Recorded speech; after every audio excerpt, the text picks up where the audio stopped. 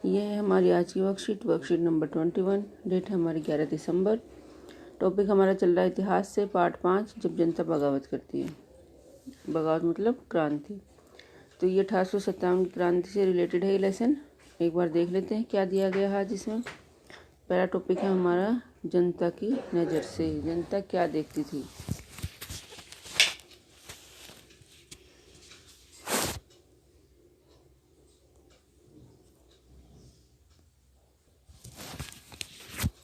जनता की नज़र से उस जमाने में लोग अंग्रेज शासन के बारे में क्या सोच रहे थे, इसका जायजा लेने के लिए आप स्रोत 1 और स्रोत 2 को पढ़िए।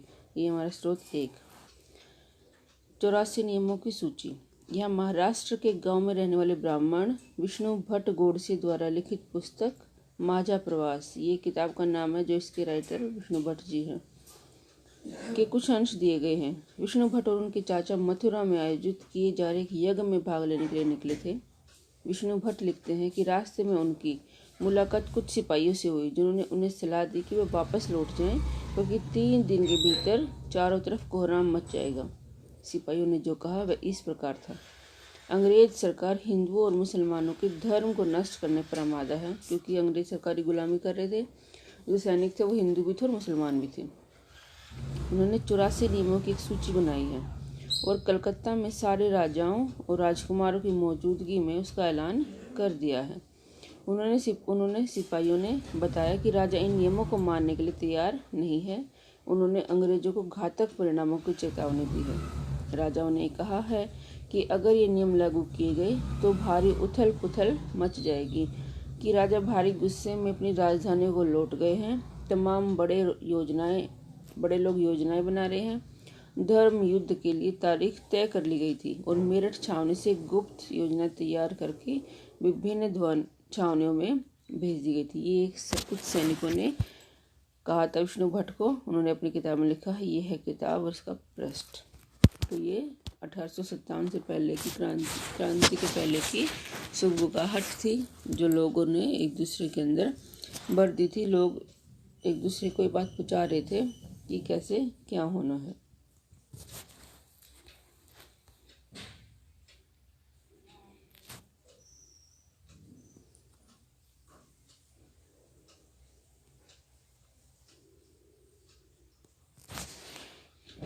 उसके बाद है स्रोत 2। जल्दी ही हर टुकड़ी में उत्तेजना मतलब रोष। उस दौर की एक झलक सूबेदार सीताराम पांडे के संस्मरणों से मिलती है। एक था बाणभट्ट द्वारा, एक सूबेदार सीताराम पांडे, जो बंगाल नतीवे आर्मी में सिपाही के तौर पर 1812 में भर्ती हुए थे और 1860 में रिटायर हो गए। उन्होंने बगावत को दबाने में अंग्रेजों की मदद की। हालांकि उनका बेटा भी विद्रोहियों के साथ था और अंग्रेजों ने उसे सीताराम की आंखों के सामने ही मार डाला था। फिर भी उन्होंने अंग्रेजों की मदद की, क्योंकि वो वहाँ पर नौकरी कर रहे थे सिपाही के तौर पर। सेवानिवृत्ति के बाद उनके कमान अफसर नॉरगेट ने उन्हें अपने संस्मरण लिखने के लिए प्रेरित किया।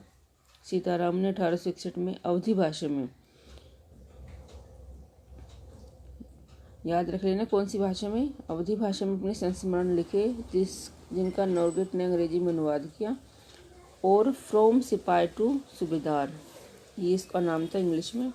सिपाही से सूबेदार तक के नाम से प्रकाशित करवाया। सीताराम पांडे के संस्मरणों का एक अंश इस प्रकार था, सुनिएगा ध्यान से। मेरा मानना है कि अवध पर हुए कब्जे से सिपाहियों के भीतर गहरा विश्वास भर गया था। अवध पर अंग्रेजों ने कब्जा कर लिया था सहायक संधि के माध्यम से।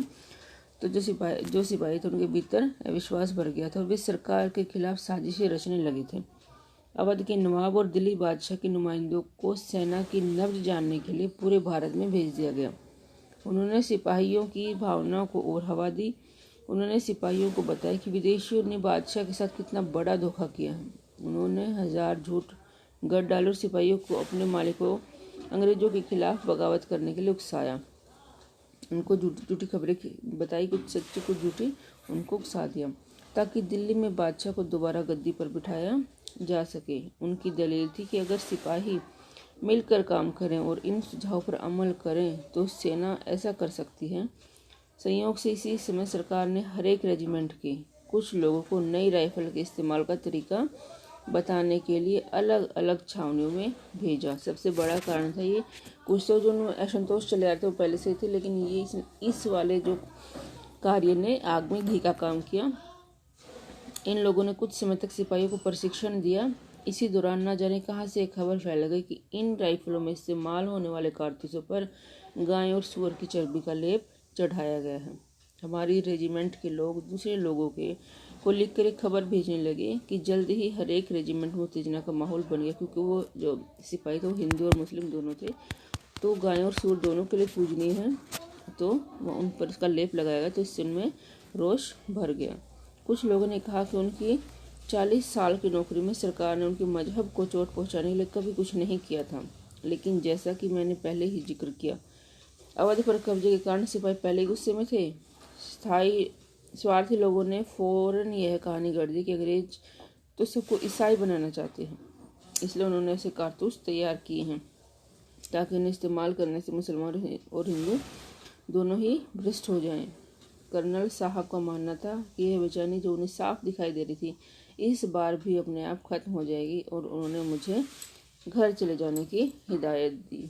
अंग्रेजों ने इसको हल्के में लिया और ये बहुत बड़ी क्रांति हुई थी। अंग्रेजी सरकार की नींव हिल गई इस क्रांति से। उसके बाद है क्वेश्चंस।